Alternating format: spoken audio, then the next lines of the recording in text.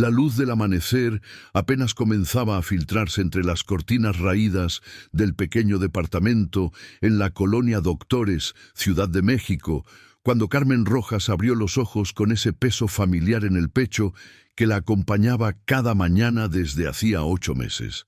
Era el 15 de marzo de 2024 y como cada día desde aquel terrible octubre, lo primero que pensó fue en su hijo Mateo. Se levantó de la cama con movimientos mecánicos, producto de la rutina que había aprendido a ejecutar sin pensar demasiado. Porque pensar era recordar, y recordar era como abrir una herida que nunca terminaba de cicatrizar. En la cocina, mientras preparaba café en la cafetera que su madre le había regalado años atrás, su mirada se desvió inevitablemente hacia el refrigerador, donde docenas de fotografías de Mateo la observaban con esos ojos oscuros y brillantes que tanto se parecían a los de su difunto esposo. Mateo había desaparecido el 20 de octubre de 2023, un viernes como cualquier otro. O al menos así lo había parecido al principio. Carmen trabajaba limpiando oficinas en el centro histórico, un empleo que apenas alcanzaba para pagar la renta y poner comida en la mesa. Ese día, como siempre, había dejado a Mateo con su vecina, la señora Guadalupe, una mujer de 60 años que cuidaba niños del edificio para completar su pensión. Todo parecía normal. Carmen se había despedido de su hijo con un beso en la frente, prometiéndole que por la noche harían juntos su platillo favorito, milanesas con puré.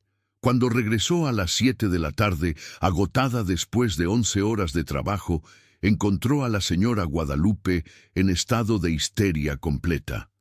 La mujer no podía articular palabras coherentes, solo repetía entre sollozos que lo sentía mucho, que había sido solo un momento, que había ido al baño y cuando regresó, Mateo ya no estaba. Los otros 3 niños que cuidaba ese día tampoco sabían nada. Uno estaba dormido, los otros 2 viendo caricaturas en la televisión. Si te está gustando esta historia, por favor suscríbete al canal y déjame un comentario diciéndome desde dónde nos estás viendo. Tu apoyo significa mucho para seguir compartiendo estas historias. La desaparición de Mateo se convirtió en un caso más en las estadísticas de la Ciudad de México, una ciudad donde cada año miles de personas se esfuman sin dejar rastro. La policía tomó el reporte, hizo las preguntas de rutina, revisó las cámaras de seguridad del edificio que por supuesto no funcionaban. Buscaron en los alrededores, interrogaron a vecinos, revisaron los registros de personas con antecedentes penales en la zona. Nada. Carmen gastó todos sus ahorros imprimiendo volantes con la foto de Mateo.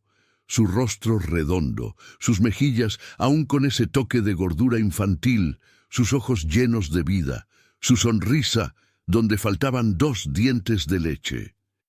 Mateo Rojas Santiago, 4 años, desaparecido el 20 de octubre de 2023 en la colonia Doctores. Pegó esos volantes en postes, en tiendas, en mercados, en iglesias.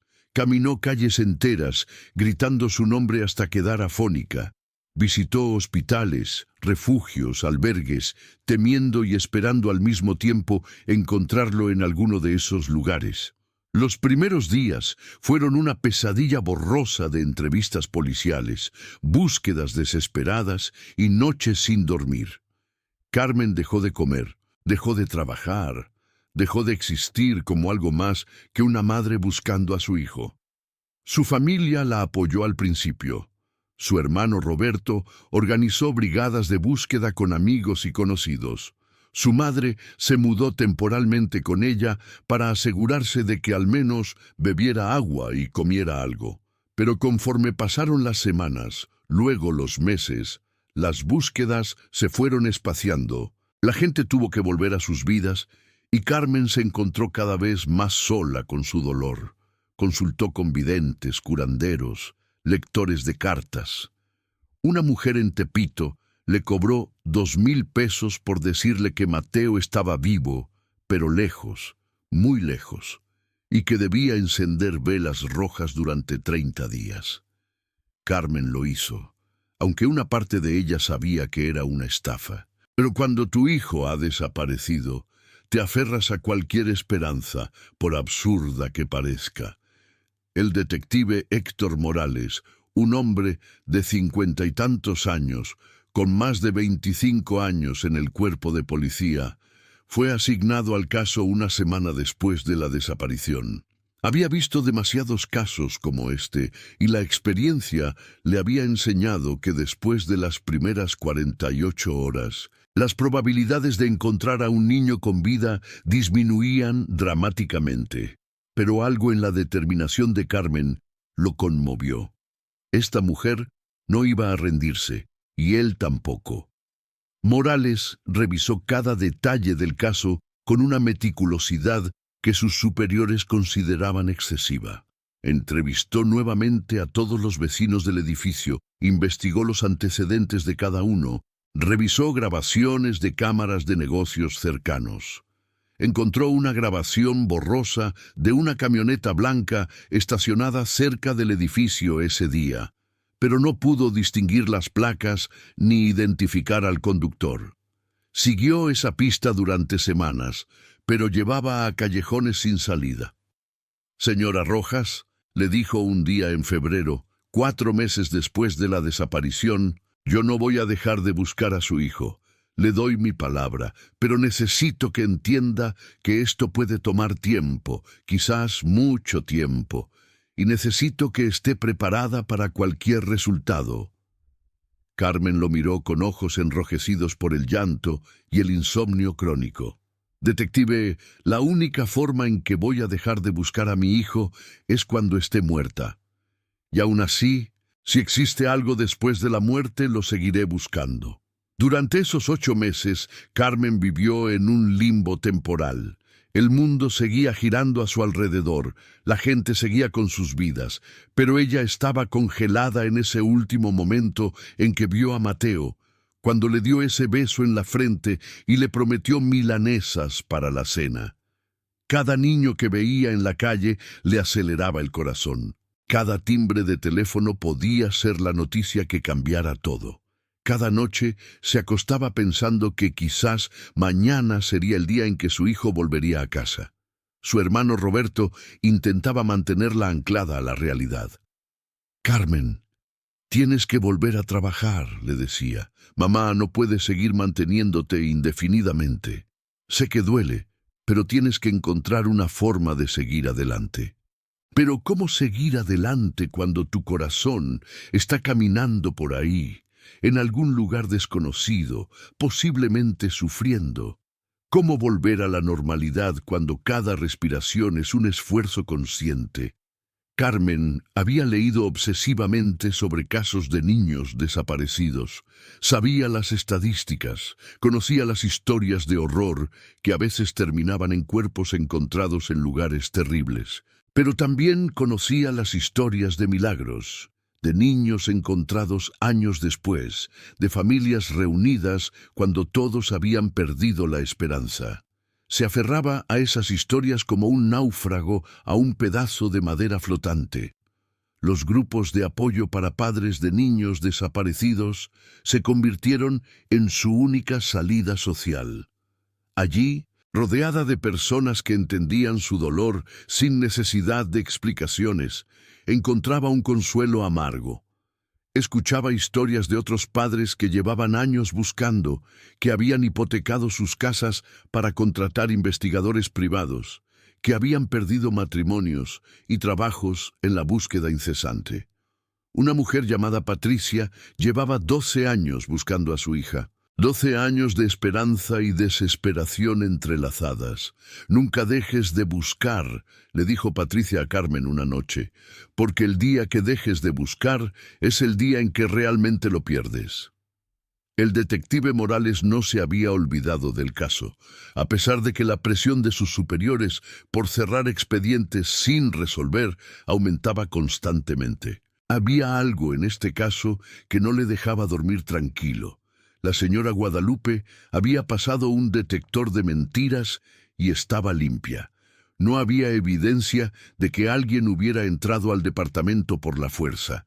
Ningún vecino había visto nada sospechoso.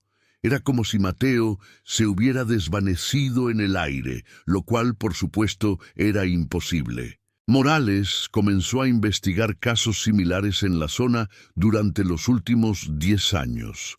Encontró 3 desapariciones de niños pequeños en circunstancias parecidas, aunque ninguno había sido encontrado. Empezó a desarrollar una teoría sobre una posible red de tráfico de menores operando en la zona, pero no tenía suficiente evidencia para convencer a sus superiores de que dedicaran más recursos a la investigación. Los meses de invierno fueron especialmente crueles para Carmen. Cada vez que veía a un niño abrigado, pensaba si Mateo tendría suficiente ropa para protegerse del frío. ¿Estaría siendo alimentado adecuadamente? ¿Lo estarían tratando bien? ¿Lloraba por las noches pidiendo por su mamá? Estas preguntas la torturaban sin descanso, especialmente en las largas horas de la madrugada cuando el sueño no llegaba. Para marzo, Carmen había perdido casi 15 kilos. Su madre la obligaba a comer, pero la comida le sabía a cartón. Sus amigos habían dejado de llamar, cansados de no saber qué decir, de sentirse impotentes ante su dolor. El aislamiento era casi completo, excepto por el detective Morales, que la llamaba cada semana para mantenerla informada, aunque casi nunca había novedades reales que reportar. La mañana del 15 de marzo de 2024, mientras Carmen tomaba su café mirando las fotos en el refrigerador, su teléfono sonó. Era un número desconocido. Su corazón dio un vuelco, como siempre que recibía una llamada inesperada. «¿Bueno?», contestó con voz temblorosa. «¿Señora Carmen Rojas?», preguntó una voz femenina formal. «Soy la enfermera Martínez del Hospital General. Necesitamos que venga de inmediato». Carmen sintió que las piernas se le aflojaban. «¿Qué pasó? Es mi hijo. Encontraron a mi hijo». La enfermera hizo una pausa antes de responder. «Señora, por favor, venga lo antes posible. Prefiero no dar detalles por teléfono, pero sí, tiene que ver con Mateo». Carmen no recuerda cómo llegó al hospital. Su hermano Roberto la llevó en su coche, manejando a toda velocidad por las calles del centro, mientras ella temblaba incontrolablemente en el asiento del pasajero. ¿Estaba vivo? ¿Estaba herido? ¿Por qué no habían querido darle información por teléfono? Todas las posibilidades horribles se agolpaban en su mente. Cuando llegaron al hospital, una enfermera los estaba esperando en la entrada. «Señora Rojas, por favor, venga conmigo», dijo con una expresión que Carmen no pudo descifrar. ¿Era compasión? ¿Preocupación? ¿Miedo? Caminaron por pasillos interminables hasta llegar a una sala de observación. El detective Morales ya estaba allí, junto con una doctora de unos 40 años que sostenía una carpeta con papeles. «Señora Rojas», comenzó la doctora, «mi nombre es Mónica Herrera. Soy la jefa de pediatría de este hospital. Esta mañana, alrededor de las 6, una señora encontró a un niño caminando solo por la Alameda Central. El niño estaba descalzo, vestido con la misma ropa que aparece en los volantes de búsqueda que ha estado distribuyendo durante estos meses.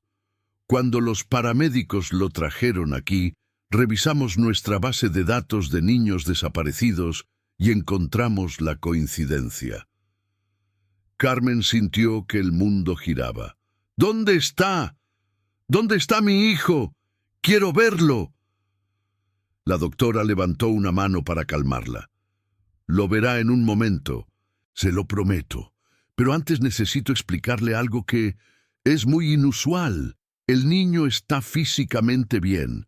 No tiene lesiones, no muestra signos de desnutrición o abuso, pero hay algo que no podemos explicar». Carmen la miró sin comprender. Roberto le sostuvo la mano. El detective Morales se adelantó. «Señora Rojas, el niño que está en esa habitación se ve exactamente como se veía hace 8 meses. Exactamente igual. Misma altura, mismo peso, misma dentadura. Es como si el tiempo no hubiera pasado para él. El silencio que siguió fue ensordecedor. Carmen miró al detective, luego a la doctora, tratando de procesar lo que le estaban diciendo. No entiendo. ¿Qué quieren decir con que no ha crecido? La doctora Herrera abrió la carpeta y le mostró gráficas, mediciones, radiografías. Un niño de 4 años crece aproximadamente entre 5 y 7 centímetros en 8 meses. Su peso debería haber aumentado al menos 3 o 4 kilos. Sus dientes de leche deberían mostrar signos de aflojamiento para dar paso a los permanentes. Pero este niño es como si lo hubieran congelado en el tiempo. Carmen no podía más. No me importa nada de eso. ¿Es mi hijo? ¡Quiero ver a mi hijo! La doctora asintió y abrió la puerta de la habitación contigua. Allí, sentado en una cama de hospital, con la misma camisa de Spider-Man que llevaba el día que desapareció, estaba Mateo. Carmen corrió hacia él con un grito que salió de lo más profundo de su ser. Mateo la miró con sus grandes ojos oscuros y una sonrisa iluminó su rostro. ¡Mami!, gritó, extendiendo los brazos. Carmen lo abrazó con tanta fuerza que temió lastimarlo, pero no podía soltarlo. Lloró sobre su cabello, respiró su olor, tocó su rostro para asegurarse de que era real. Su hijo, su Mateo, estaba vivo, estaba en sus brazos. Era un milagro. Pero mientras lo abrazaba, mientras sentía el calor de su pequeño cuerpo contra el suyo, una parte de su mente registraba que algo no estaba bien. La doctora tenía razón. Mateo se veía exactamente como ese último día de octubre. La misma estatura, el mismo peso, incluso los mismos moretones en las rodillas que se había hecho jugando una semana antes de desaparecer. Era imposible, pero era real. Durante las siguientes horas, mientras Carmen se negaba a soltar a Mateo ni por un segundo, el equipo médico realizó todo tipo de pruebas: análisis de sangre, resonancias magnéticas, exámenes neurológicos, evaluaciones psicológicas. Mateo cooperaba con la dulzura típica de un niño de 4 años, preguntando constantemente cuándo podrían irse a casa y si su mamá le haría las milanesas que le había prometido. Los resultados de los exámenes solo profundizaban el misterio. Mateo estaba perfectamente saludable. No había marcas de violencia, no había signos de trauma. Sus niveles nutricionales eran normales. Pero todas las mediciones confirmaban lo imposible. Era como si para él no hubieran pasado esos 8 meses. Sus marcadores de crecimiento óseo correspondían a octubre de 2023, no a marzo de 2024. El detective Morales intentó entrevistar a Mateo, pero el niño no podía proporcionar información útil. Cuando le preguntaban dónde había estado, Mateo simplemente decía: con la señora. ¿Qué señora? La señora bonita. ¿Cómo era esa señora? Tenía el pelo largo. ¿De qué color? Mateo se encogía de hombros. ¿Qué hacían todo el día? Jugábamos. ¿A qué jugaban? A las escondidas. Las respuestas eran frustrantes en su simplicidad infantil. Lo más desconcertante era que Mateo insistía en que había estado con la señora solo unos días. Cuando le decían que había pasado mucho tiempo, que era marzo y no octubre, el niño se confundía. Para él, su desaparición había durado quizás una semana, no 8 meses. No recordaba Navidad, no recordaba Año Nuevo, no recordaba el cumpleaños de su mamá en enero. Era como si esos meses simplemente no existieran en su memoria. La noticia del extraño regreso de Mateo comenzó a circular por el hospital. Las enfermeras susurraban en los pasillos, los doctores debatían en las salas de juntas. ¿Cómo era posible? ¿Qué tipo de explicación médica podría haber? Algunos hablaban de condiciones raras que retardaban el crecimiento. pero ninguna podía explicar un cese completo y repentino del envejecimiento que luego, presumiblemente, se reanudaría. La doctora Herrera convocó a especialistas de otros hospitales. Un endocrinólogo pediátrico llegó de Monterrey, una neurocientífica de Guadalajara, un genetista del Hospital Infantil de México. Todos examinaron a Mateo. Todos revisaron los resultados de las pruebas. Y todos llegaron a la misma conclusión. Desde el punto de vista médico, lo que estaban viendo era imposible. Simplemente no existía ninguna condición conocida que pudiera causar esto. Carmen escuchaba todas estas conversaciones con creciente irritación. Le importaba muy poco la explicación científica. Su hijo estaba vivo, estaba bien, estaba con ella. Eso era lo único que importaba. Pero el detective Morales no podía ser tan despreocupado. Había un crimen aquí, un secuestro que necesitaba ser resuelto. Alguien había tomado a este niño durante 8 meses. ¿Quién? ¿Por qué? ¿Y cómo habían logrado hacerlo imposible? El caso comenzó a atraer atención mediática. Al principio, solo reporteros locales que cubrían la sección de sucesos, pero pronto llegaron camarógrafos de los noticieros nacionales. La historia era demasiado extraña, demasiado inexplicable para ignorarla. El niño que no envejeció, titulaban los periódicos. Carmen rechazó todas las entrevistas. No quería que Mateo se convirtiera en un espectáculo, pero era imposible mantener el secreto. Los volantes con la foto de Mateo habían circulado por toda la ciudad durante 8 meses. Demasiadas personas lo reconocían. Las redes sociales se llenaron de especulaciones. Algunos hablaban de experimentos secretos del gobierno, otros de fenómenos sobrenaturales. Algunos incluso sugerían que Carmen había inventado toda la historia para llamar la atención. El detective Morales intensificó su investigación.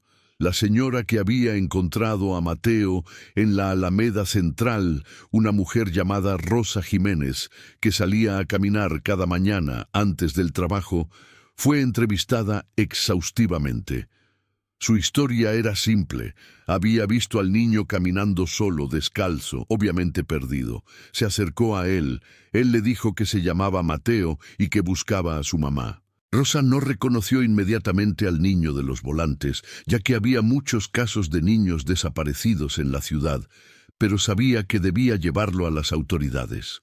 Las cámaras de seguridad de la Alameda Central fueron revisadas. Mateo aparecía en el video caminando desde la esquina de Avenida Juárez y Eje Central alrededor de las 5:45 de la mañana. Pero de dónde había venido antes de ese punto era un misterio. Las cámaras de las calles circundantes no mostraban nada. Era como si hubiera aparecido de la nada en esa esquina específica.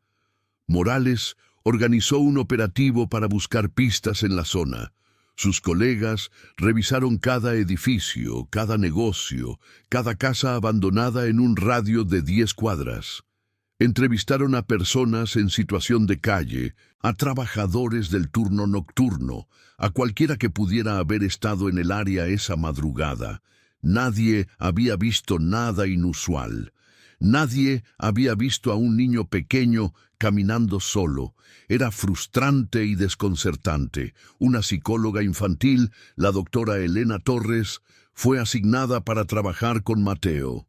A través de sesiones de juego terapéutico, intentaba acceder a los recuerdos del niño de forma no amenazante.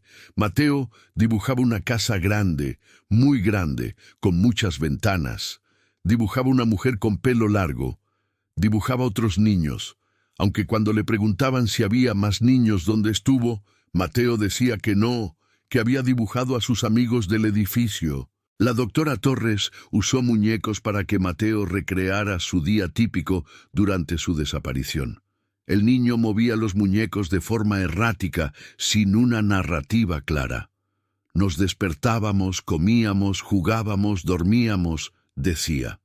Cuando le preguntaban qué comía, Mateo decía cosas como pan y leche y sopa. ¿De qué era la sopa? No lo recordaba. Era toda una experiencia borrosa para él, como un sueño medio olvidado. Mientras tanto, Carmen luchaba con la realidad de tener a su hijo de vuelta. Por supuesto, estaba eufórica, agradecida más allá de las palabras. Pero también estaba asustada. ¿Qué le habían hecho a Mateo? ¿Por qué no había crecido? ¿Qué implicaciones tendría esto para su futuro? ¿Comenzaría a crecer normalmente ahora o había algo permanentemente alterado en él? Los doctores no tenían respuestas. Propusieron mantener a Mateo en observación durante al menos un mes, tomando mediciones diarias para ver si su crecimiento se reanudaba. Carmen aceptó a regañadientes, pero insistió en quedarse con él cada noche en el hospital. Roberto le trajo ropa y artículos personales. Su madre preparaba comida casera y la llevaba todos los días porque Carmen insistía en que Mateo solo comiera comida que ella conociera, como si los alimentos del hospital pudieran contener algún agente misterioso que volviera a llevárselo. Los primeros días fueron intensos. Mateo lloraba por las noches pidiendo estar en su casa, en su propia cama. Carmen le cantaba las mismas canciones de cuna que había cantado cuando era bebé. Le leía los mismos cuentos. Trataba de recrear la normalidad en ese ambiente estéril de hospital. Durante el día, Mateo jugaba con los juguetes que Roberto le había traído, aparentemente sin trauma visible, sin miedo excesivo, sin comportamientos anormales, más allá de su insistencia en que solo habían pasado unos días. El detective Morales visitaba diariamente, siempre con nuevas preguntas, nuevos ángulos para explorar. Trajo un especialista en hipnosis forense, con la esperanza de que pudiera acceder a recuerdos que Mateo no podía articular conscientemente. Carmen se opuso inicialmente, temiendo que esto traumatizara a su hijo, pero la doctora Torres le aseguró que se haría de manera suave y segura. La sesión de hipnosis no reveló mucho más. Bajo un estado de relajación profunda, Mateo describía una habitación blanca, muy luminosa, donde la señora le daba de comer y jugaba con él. Describía el sonido de una campana que tocaba cuando era hora de dormir. Mencionaba el olor a flores, muchas flores, aunque no podía identificar qué tipo. Hablaba de ver el cielo desde una ventana grande, pero no podía decir si ese cielo mostraba día o noche, sol o estrellas. Estas descripciones vagas no llevaban a ningún lugar concreto. Morales y su equipo buscaron edificios que correspondieran a esta descripción. Lugar alto, por la referencia al cielo, posiblemente un departamento o casa con ventanas grandes, en una zona donde hubiera cultivo o venta de flores. Investigaron viveros, floristerías, invernaderos. Fue un trabajo monumental que no llevó a ninguna parte. Mientras tanto, los análisis de Mateo continuaban. Los doctores tomaban muestras de sangre cada 3 días, medían su altura y peso cada mañana, monitoreaban cada aspecto de su desarrollo. Y entonces, 2 semanas después de su regreso, algo cambió. Mateo había crecido 3 milímetros. Era una cantidad mínima, casi insignificante, pero estaba allí. Su cuerpo había comenzado a crecer nuevamente. La doctora Herrera reunió a todo el equipo médico. Aparentemente, lo que sea que causó esta pausa en su desarrollo ha cesado. El niño está creciendo nuevamente a un ritmo normal para su edad. Era una buena noticia, por supuesto, pero no explicaba nada. ¿Por qué se había detenido su crecimiento? ¿Por qué se había reanudado? ¿Qué había cambiado? Carmen, al escuchar esto, sintió una mezcla de alivio y renovado terror. Alivio porque Mateo aparentemente volvería a desarrollarse normalmente. Terror porque significaba que algo real, algo concreto, aunque inexplicable, le había sido hecho a su hijo. No era una ilusión, no era un error de medición. Mateo había dejado de envejecer durante 8 meses y ahora había vuelto a la normalidad. La pregunta que la atormentaba era, ¿podría volver a suceder? Las semanas en el hospital se convirtieron en un mes, luego en 6 semanas. Mateo comenzó a crecer de forma constante y normal. Su peso aumentaba apropiadamente. Sus dientes de leche mostraban los signos normales de aflojamiento. Todos los marcadores indicaban que era un niño completamente normal, de 4 años, en camino a cumplir 5. Los doctores finalmente dieron permiso para que Carmen se lo llevara a casa, aunque con instrucciones de traerlo para chequeos semanales durante al menos 3 meses. El día que Mateo y Carmen finalmente salieron del hospital, una pequeña multitud de periodistas los esperaba afuera. El detective Morales había organizado seguridad para escoltarlos a través de la muchedumbre. Las preguntas volaban. ¿Dónde estuvo Mateo? ¿Quién lo tuvo? ¿Es cierto que no envejeció? ¿Qué le hicieron? Carmen mantuvo la cabeza baja, sosteniendo a Mateo con fuerza, y corrió hacia el coche de Roberto. Volver al departamento en la colonia Doctores fue surrealista. Todo estaba exactamente como lo había dejado esa mañana de octubre, excepto por las capas de polvo y la comida podrida en el refrigerador que su madre había tenido que limpiar meses atrás. Los vecinos salieron a recibirlos. Algunos lloraban de alegría, otros miraban a Mateo con una mezcla de fascinación y miedo. La señora Guadalupe, que había estado sumida en una depresión severa desde la desaparición, salió de su departamento con lágrimas corriendo por sus mejillas arrugadas. «Carmen, perdóname, por favor, perdóname», sollozaba. Carmen, a pesar de todo, la abrazó. «No fue tu culpa, señora Guadalupe, no fue tu culpa». Pero ambas sabían que su relación nunca volvería a ser la misma. Carmen nunca volvería a dejar a Mateo bajo el cuidado de nadie. Había renunciado a su trabajo de limpieza y planeaba buscar algo que pudiera hacer desde casa, algo que le permitiera estar con su hijo cada segundo de cada día.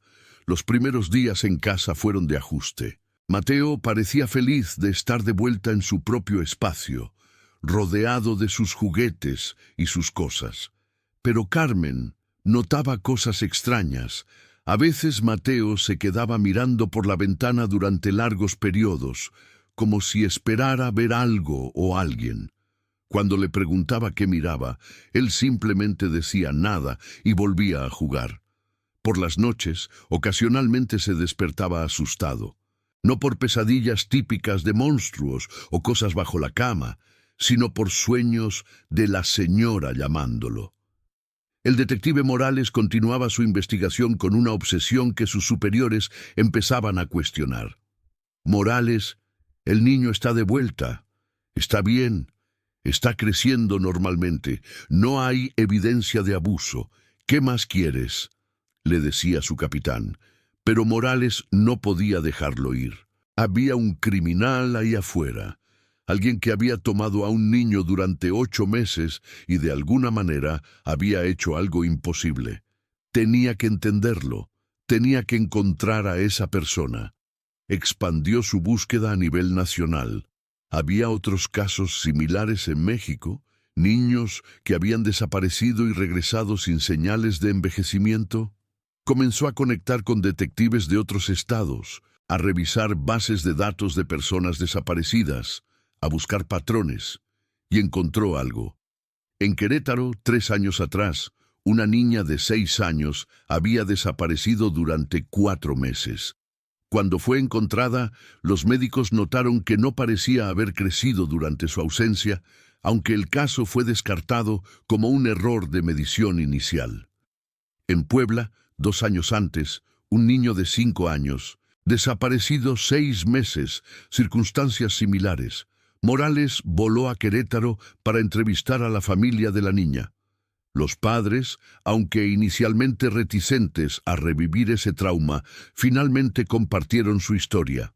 Su hija, Ana, había sido encontrada caminando sola por un parque, sin memoria clara de dónde había estado.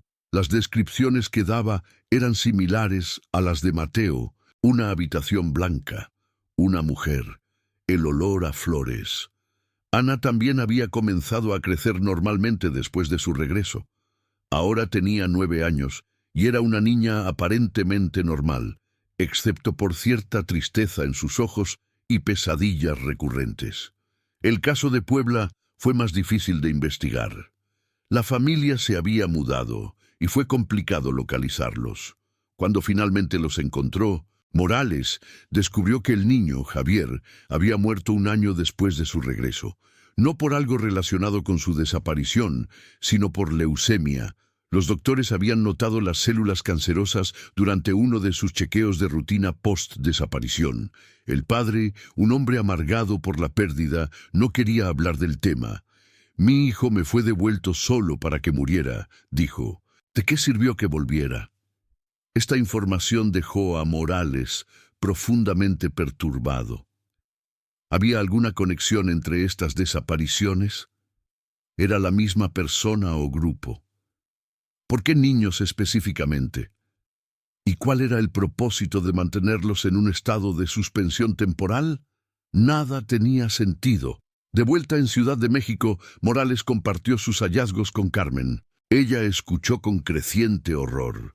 ¿Está diciendo que hay otros niños? ¿Que esto ha pasado antes? Morales asintió. Y posiblemente seguirá pasando. Por eso necesito que me ayude.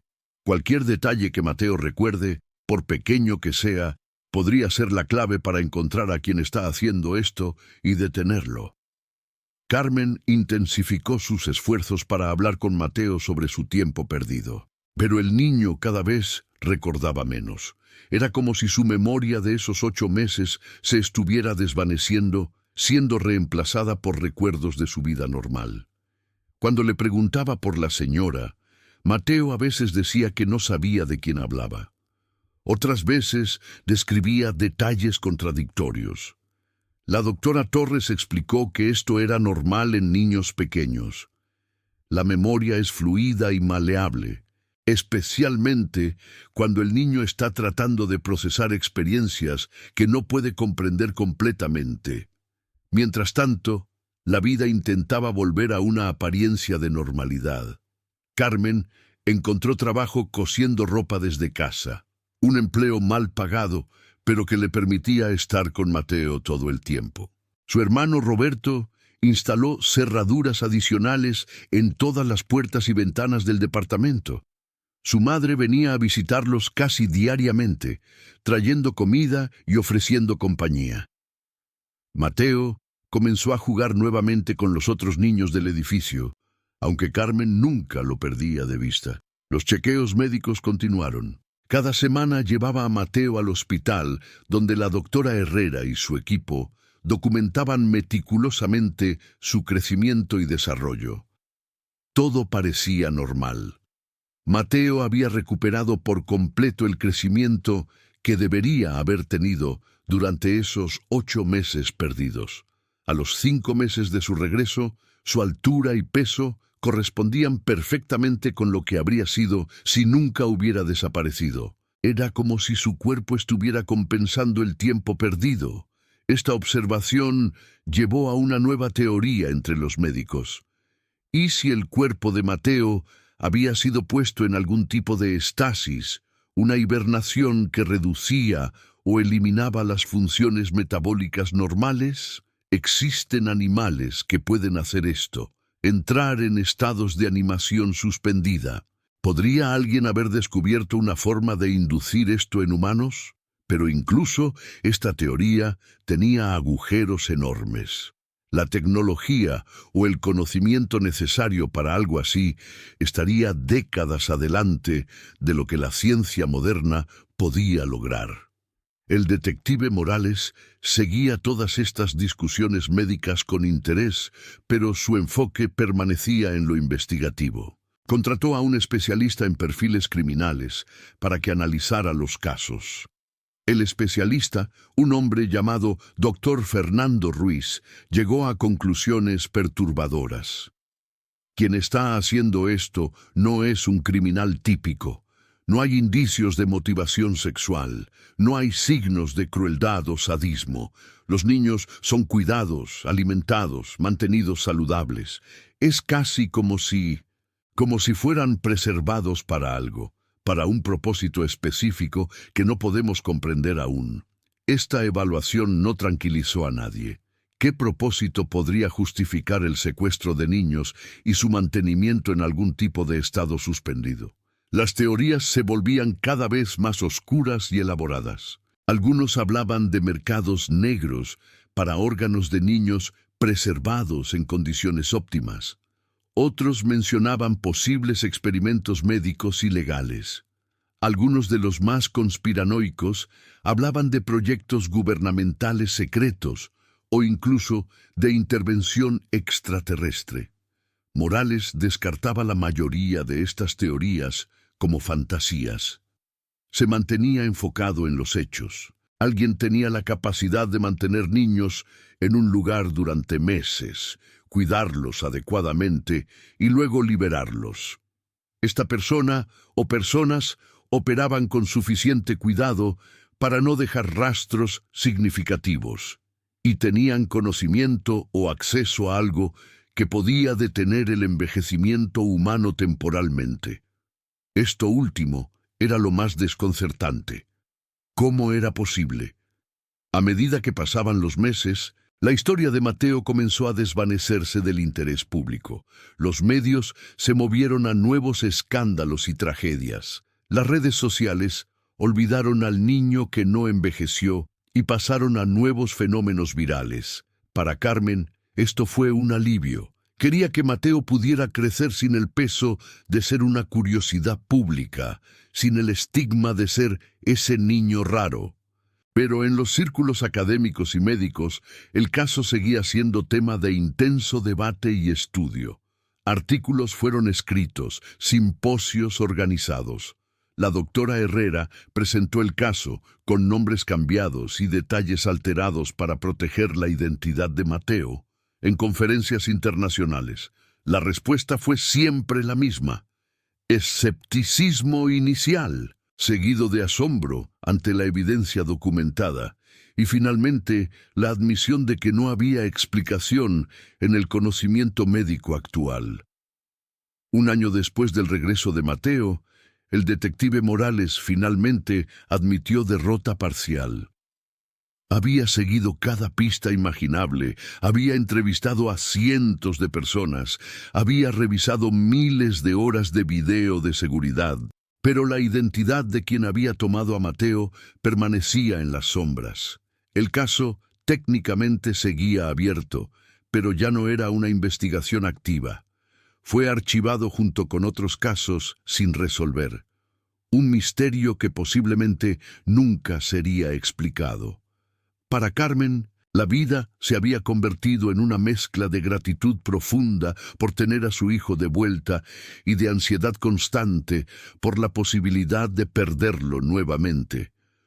No podía sacudirse la sensación de que algo más grande, algo incomprensible, había tocado sus vidas. Cada vez que Mateo se iba a dormir, ella entraba a su habitación varias veces durante la noche para verificar que todavía estuviera allí. Cada vez que jugaba en el patio del edificio, ella lo vigilaba desde la ventana sin parpadear. Mateo, ahora de 5 años, parecía haber superado el trauma mejor que su madre. Era un niño alegre, energético, curioso. Empezó el kinder y le encantaba. Hacía amigos fácilmente, y sus maestras reportaban que era un estudiante brillante y creativo. Solo ocasionalmente, muy ocasionalmente, mencionaba sueños de la señora o hablaba de la habitación blanca. Estos momentos hacían que Carmen se congelara, pero trataba de no reaccionar exageradamente, de no transferir sus miedos a su hijo. La doctora Torres continuaba viendo a Mateo una vez al mes, sesiones que se habían convertido más en prevención que en tratamiento. Mateo está excepcionalmente bien ajustado considerando lo que pasó, le dijo a Carmen en una de estas sesiones. Los niños son resilientes de formas que los adultos a menudo no somos. Él no tiene el contexto para entender cuán extraordinaria fue su experiencia, y eso, paradójicamente, lo protege de parte del trauma. Carmen se preguntaba si esto era cierto. ¿Era la ignorancia realmente una bendición? ¿O habría consecuencias a largo plazo que todavía no podían ver? Solo el tiempo lo diría. Un día, 18 meses después del regreso de Mateo, Carmen recibió una carta. No tenía remitente, solo su dirección escrita con una caligrafía elegante. Dentro había una sola hoja de papel con un mensaje mecanografiado. Su hijo fue devuelto por una razón. Está destinado a grandes cosas. Cuídelo bien. Volveremos a encontrarnos cuando llegue el momento adecuado. Carmen dejó caer la carta como si quemara. Sus manos temblaban mientras llamaba inmediatamente al detective Morales. Él llegó en menos de una hora. Recogió la carta con guantes, la selló en una bolsa de evidencia.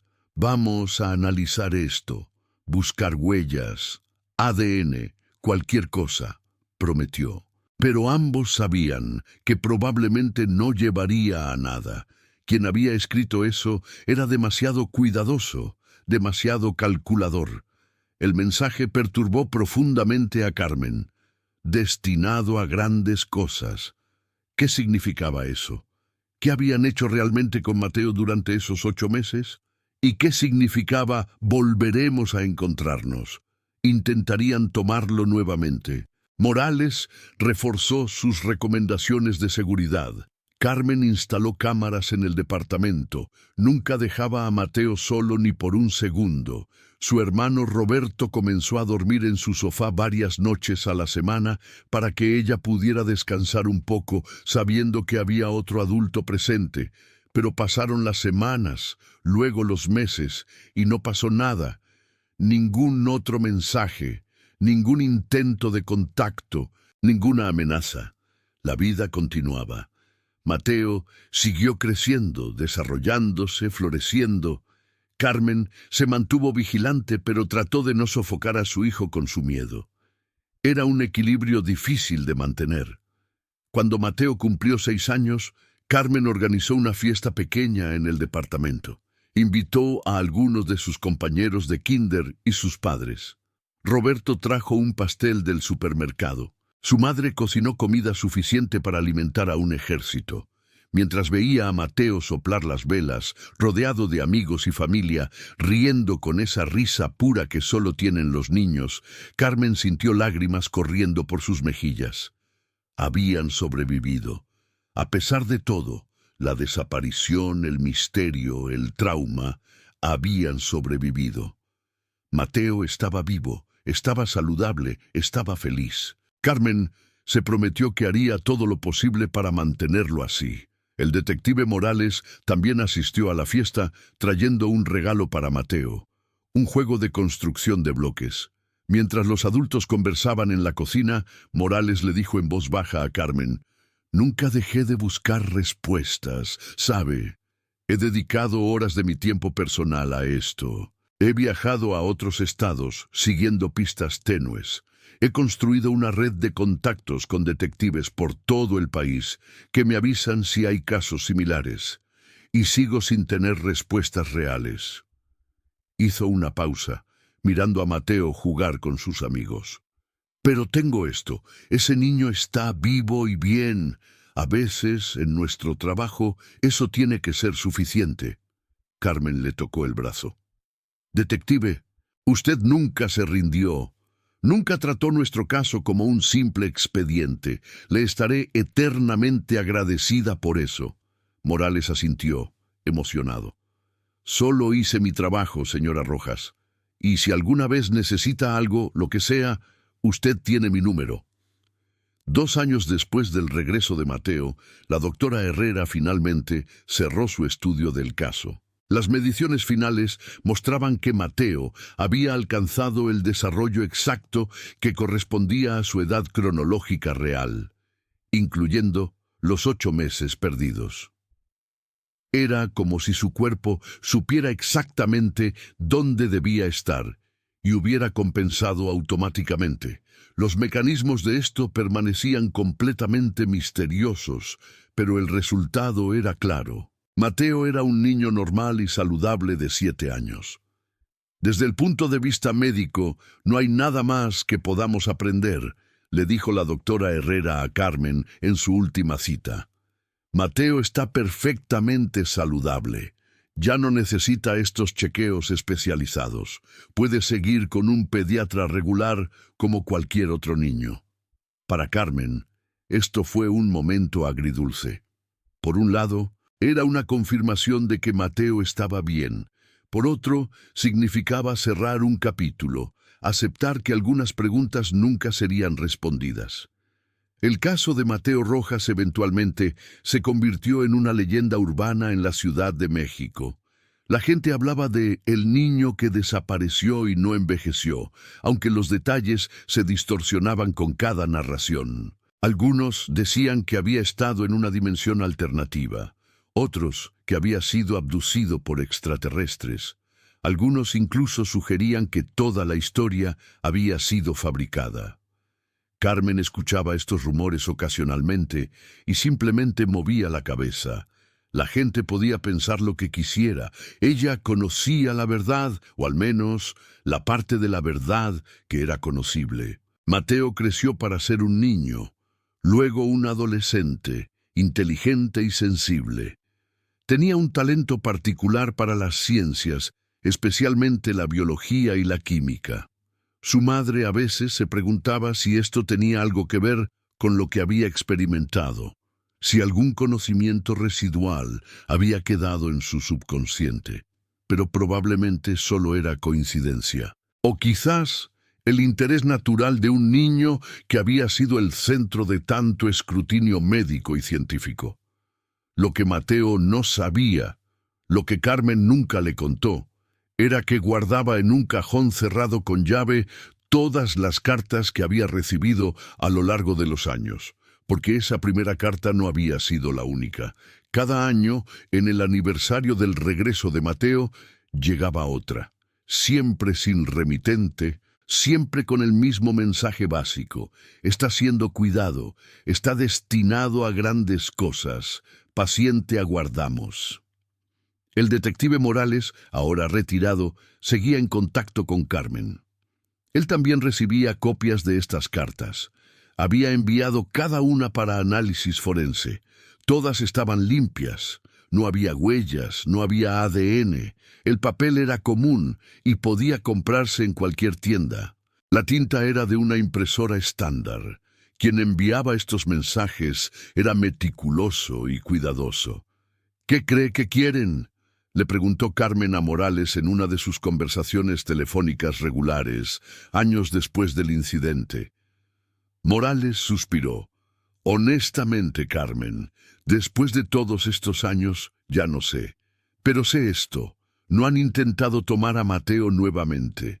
No han amenazado. Es casi como si solo quisieran que supieras que están ahí, observando, esperando algo. ¿Pero qué?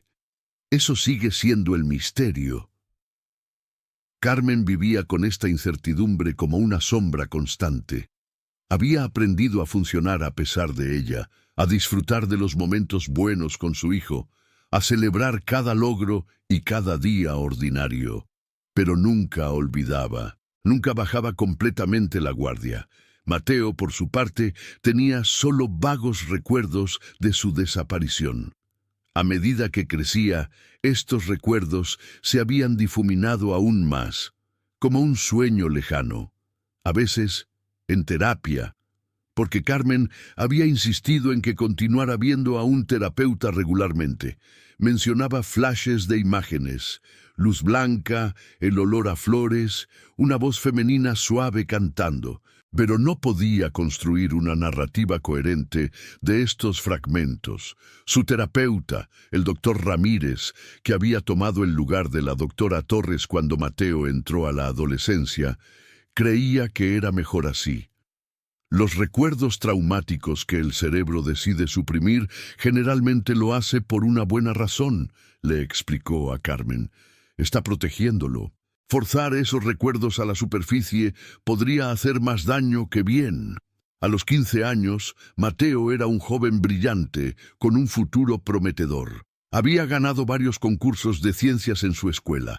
Estaba considerando estudiar medicina o investigación biomédica. Carmen lo apoyaba en todo, llenando solicitudes para becas, llevándolo a ferias de universidades, ayudándolo a prepararse para exámenes. Pero siempre, en el fondo de su mente, estaba esa pregunta sin respuesta. ¿Por qué Mateo? De todos los niños en la Ciudad de México, ¿por qué él había sido elegido? ¿Y para qué grandes cosas supuestamente estaba destinado?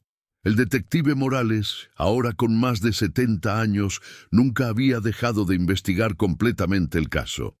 En su retiro, había dedicado incontables horas a rastrear casos similares, no solo en México, sino internacionalmente.